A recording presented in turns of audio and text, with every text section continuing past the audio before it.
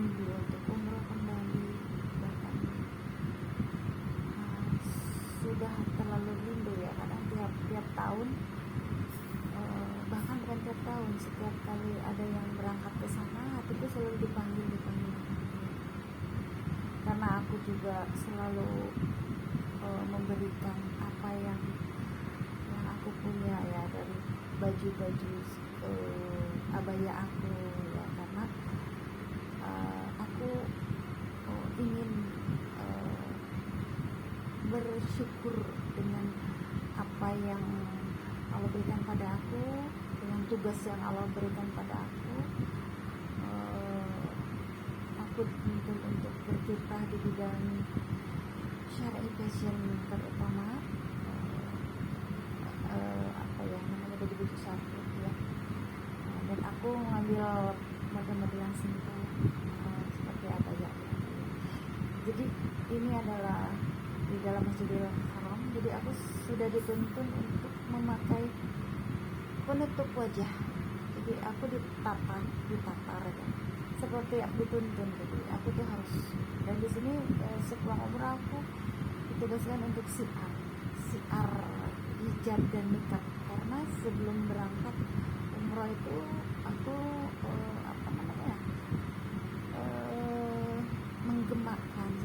menggemakan nikmatnya berhijab. Terus akhirnya banyak tamu-tamu wanita yang tadinya berhijab jadi berhijab. Jadi mereka itu tertarik dengan model-model hijab-hijab yang instan gitu. Awalnya kan aku tidak memproduksi sendiri. Jadi intinya malam ini tuh aku akan membahas tentang keadaan sekarang. Sebenarnya waktu umroh 2018 itu ada kekuatan yang luar biasa, dahsyatnya besar. Jadi kekuatan itu seolah-olah aku tidak boleh pulang ke Indonesia. Kalau aku boleh bercerita pengalaman umroh aku, jadi di situ ada kekuatan besar seperti menarik ya, memeluk aku tuh, tidak boleh pulang ke Indonesia. Terus aku mendengar suara gemak ya, apa itu suaranya Rasulullah ya, karena apa ya, suaranya itu kayak menggema dari bawah ya, seperti dari dalam karena kedap suara gitu, suara jangan pulang ke Indonesia. Ternyata banyak hal-hal besar yang aku alami yang benar-benar menggoncang hatiku gitu. Tetapi dan aku tidak menyadari kalau itu awal dari akhir zaman. Sekarang baru aku mengerti gitu. Kenapa sampai ada kekuatan yang tidak memperbolehkan aku pulang ke Indonesia gitu. Jadinya aku tuh seperti ditarik, gak boleh, ada kekuatan yang memeluk, menarik, memeluk, tidak boleh pulang. Terus hati aku bergejolak memberikan jawabannya. Jadi kayak ada interaksi, komunikasi dalam hati aku, dalam batin aku tuh. Aku punya anak-anak gitu. Sedangkan waktu itu putri aku yang kecil belum bisa baca Quran besar ya, karena waktu itu masih ikro gitu. Jadi 6 tahun yang lalu.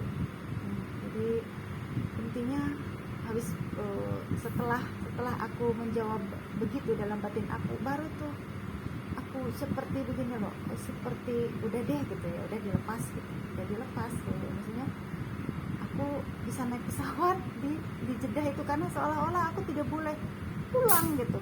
Nah, gimana aku ya, takutnya tertinggal waktu itu benar. Nah, kalau aku tertinggal di Jeddah bagaimana ya gitu. Jadi kekuatan besar itu benar-benar luar biasa gitu ya di situ. Akhirnya setelah batin aku udah, aku harus maksudnya harus ke Indonesia, harus pulang apapun yang terjadi. Dan di situ keanehan yang terjadi di situ, setelah sampai ke Bandara Soekarno-Hatta, mobil aku itu berputar-putar, jadi tidak boleh pulang, seperti seolah-olah tidak boleh pulang ke Bekasi ya, ke Bekasi gitu. Di sini ternyata salah satu tempat yang kalau dibilang yang paling baik bagi aku tuh ya di Bekasi ini. Pertama ada banyak kucing-kucing yang seolah-olah menjaga aku ya. Di akhir zaman ini kan kucing-kucing itu sebenarnya ditakuti sama dukun. Maksudnya hal yang paling diriskanin sama dukun-dukun. Ini aku akan bicara tentang dukun ya. Para dukun, mohon maaf. Para dukun itu mengambil kekuatannya dari mana? Dari energi alam. Sekarang Indonesia banyak gunung meletus, banjir bandang. Dari mana itu? Karena ada pergolakan.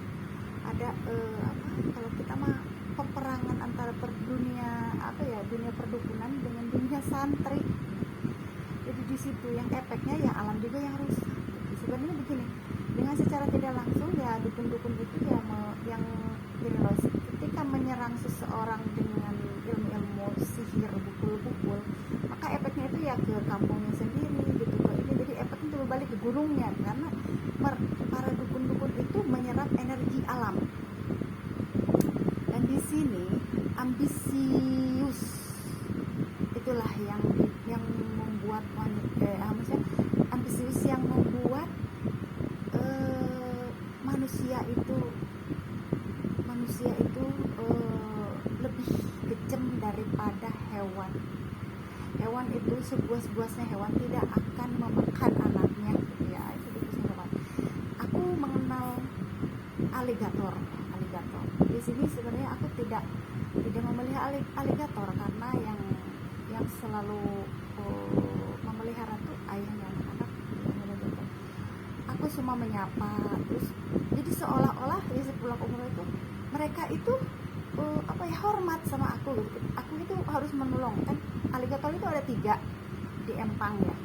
Terus begini, setiap pagi aku harus menyiduk air dari empang gitu, dan mereka itu seperti ngumpet gitu.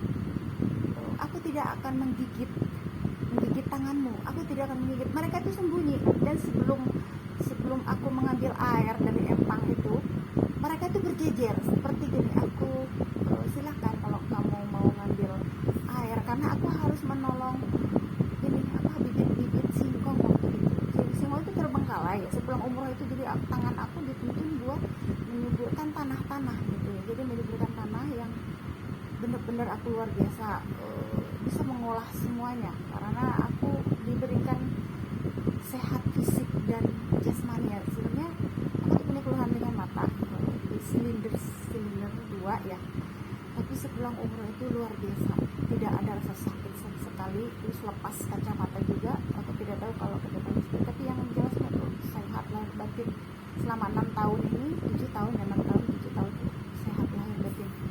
Jadi di sini si aligator itu malah rela gini, kalau kamu takut aku loncat. Bener-bener aligator itu loncat. Aku ingin menyampaikan kisah-kisah unik, aneh gitu, bukan unik lagi, aneh gitu. Jadi dan tidak ada seorang pun yang tahu. Waktu itu ada salah satu jemaah yang sudah wafat yang mengetahui, loh mbak, itu aligatornya loncat loh. Kata aku tadi, kemarin aku sempat takut gitu mau hidup air. Jadi seolah-olah gini, aku rela mati gitu istilahnya. Aku rela mati demi anda gitu, karena ada benar-benar aku harus menolong ini. Waktu itu menyiram pohon-pohon singkong itu biar subur, terus aku bagikan buat banyak orang. Jadi di situ dia itu rela mati demi aku. Dia tahu kalau jenis tangan yang mana, tangan yang jahil, mana tangan yang benar-benar berderma gitu untuk banyak orang. Jadi di situ ketika ada tangan yang menceburkan ke empang, langsung digigit. Itu aligator. Tapi manusia itu lebih kejam dan sadisnya luar biasa. Ambisius manusia itu melebihi gunung meletus, melebihi wabah corona. Kalau aku boleh berkomentar ya, karena di sini aku ini sewaktu kuliah aku selalu jadi juru bicara dalam seminar ya. Jadi aku selalu dipercaya teman itu seminar juru bicara dalam seminar. Terus aku juga menyapa, halo sahabat aku ya, moderator. Dia suka jadi moderator, aku yang jadi juru bicaranya. Dimanapun kalian berada, dan sehat lah. Jadi ada salah satu sahabat aku laki-laki jadi selalu moderator dan aku jadi bicara. Jadi alhamdulillah aku selalu dipercaya sama teman-teman. Jadi di sini aku mau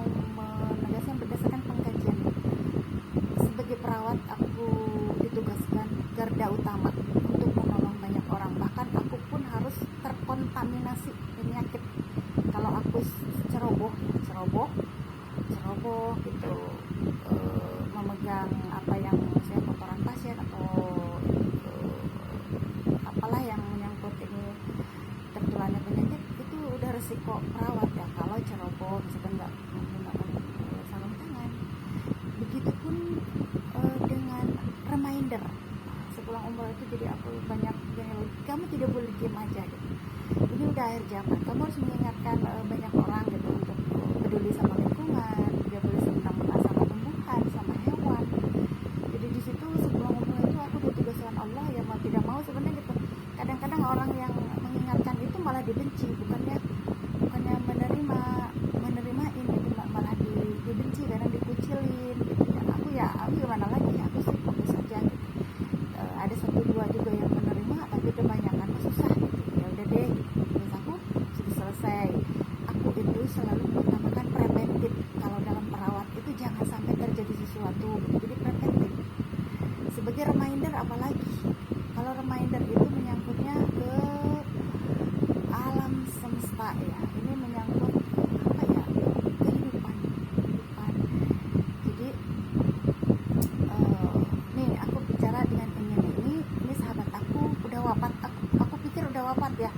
Kemarin dia datang dengan penyakit di tenggorokan. Seperti apa ya? Kalau menurut aku udah wafat karena beliau itu seperti mendatangi kamu, dia selalu minta antar aku kemanapun, mau belanja oleh-oleh, Elis antar aku dong katanya, antar kakak. Tetapi di sini waktu sakit itu dia seolah-olah kakak nggak ada temen, kata saya masih banyak tugas kak, saya tidak bisa, kalau kakak mau pergi silakan pergi dengan, maksudnya gitu loh, pergi dengan ikhlas. Jadi seolah-olah beliau itu kan datang ke aku kemarin sakit parah dengan kanker di tenggorokan. Nah, saya akan berbicara dengan si kakak ini ya. Jadi waktu di pesawat itu si kakak itu banyak gini loh. Aku selalu menjadi pengingat ya. Waktu di pesawat itu tidak nerimain gitu, gini loh. Ada makanan jadi atas nama si kakak. Jadi ada seorang pramugari yang non muslim, apa saya tidak tahu, kalau itu yang jelas mah kelihatannya non muslim.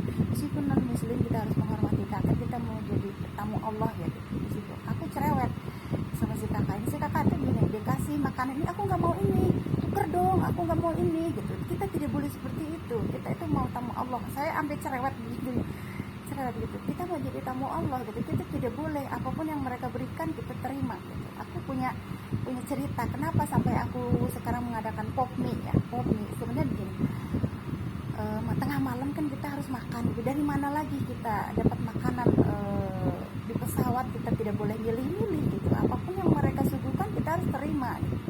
Aku tuh mulai cerewet dari mulai pesawat, dari mulai itu mengingatkan kebaikan itu, tidak seperti itu.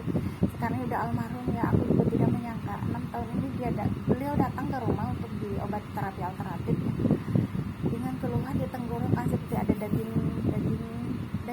tumbuh gitu di tenggorokan, tidak boleh. Dan memang beliau itu terlalu, kalau kita terlalu banyak omong di sana tuh seperti gimana gitu, tidak boleh ya, tidak apalagi buat oleh-oleh itu tidak boleh dipamer, tidak boleh buat tujuannya ke situ.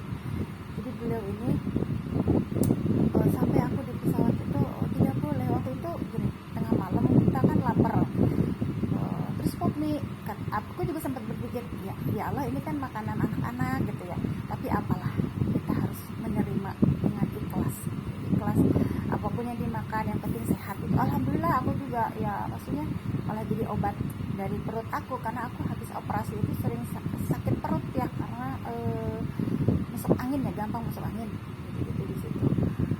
Ya udah, intinya aku selesai makan gitu ya.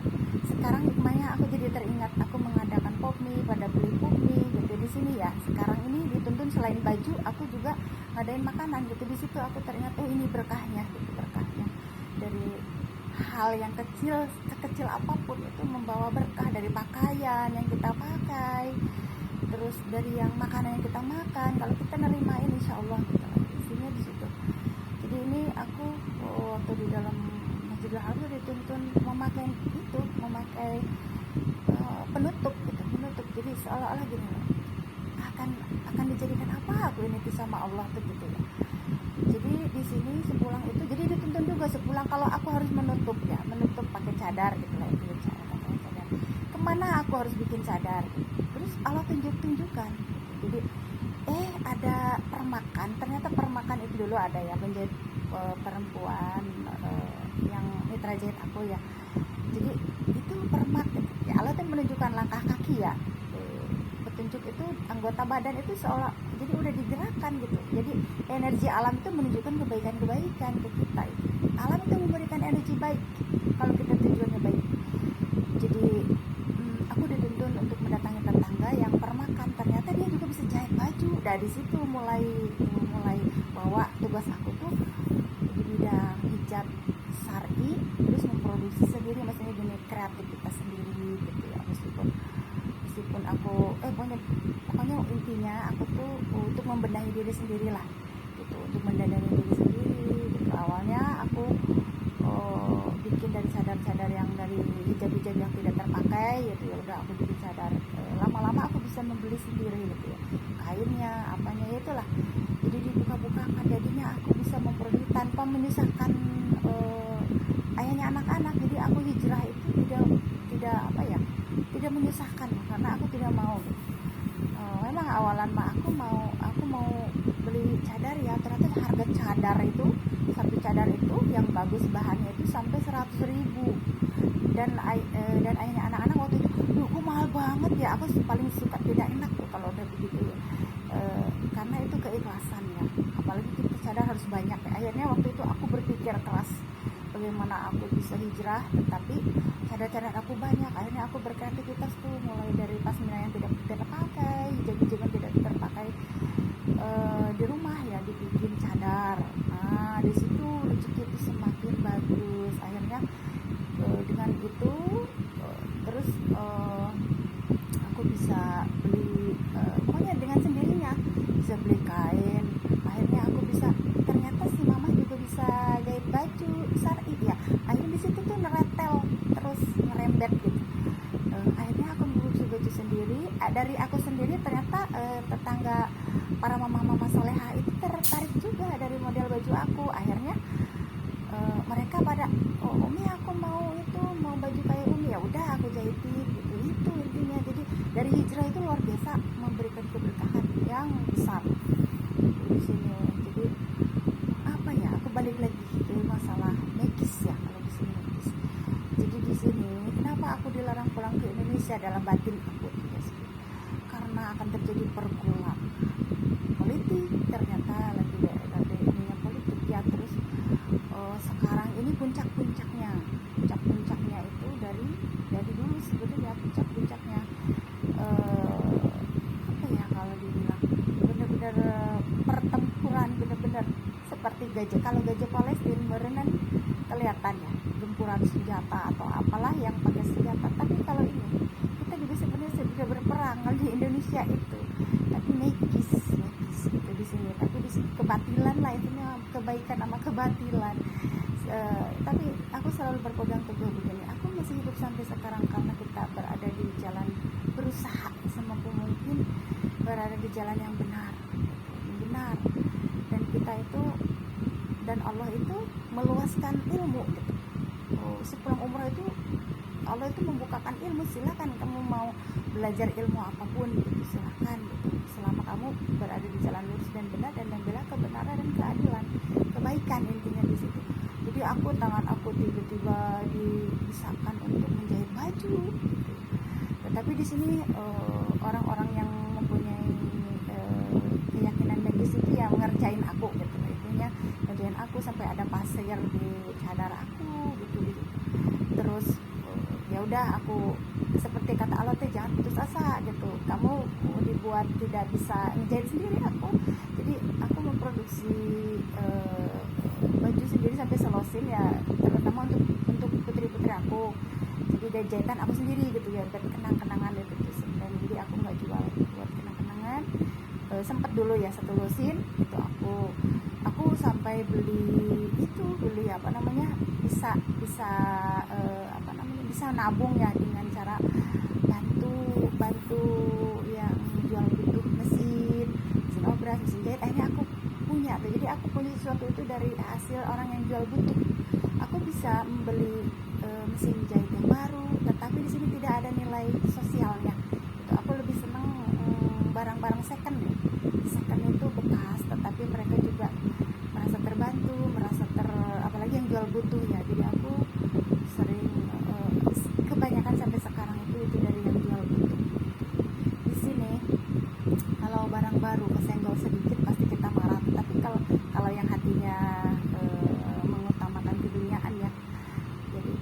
material gitu. Tapi kalau yang barang second itu apalagi kita tidak mengutamakan yang materi lah ya, kesenggol tetangga marah ini minta ganti gitu. Aku tidak mau seperti itu. Jadi itu jangan melekatkan keduniaan dalam hati. Kalau udah keduniaan di dalam hati udah akhirnya maksudnya barang kita kesenggol dikit akhirnya marah, akhirnya berantem gitu, akhirnya gimana lah gitu. Aku tidak mau seperti itu.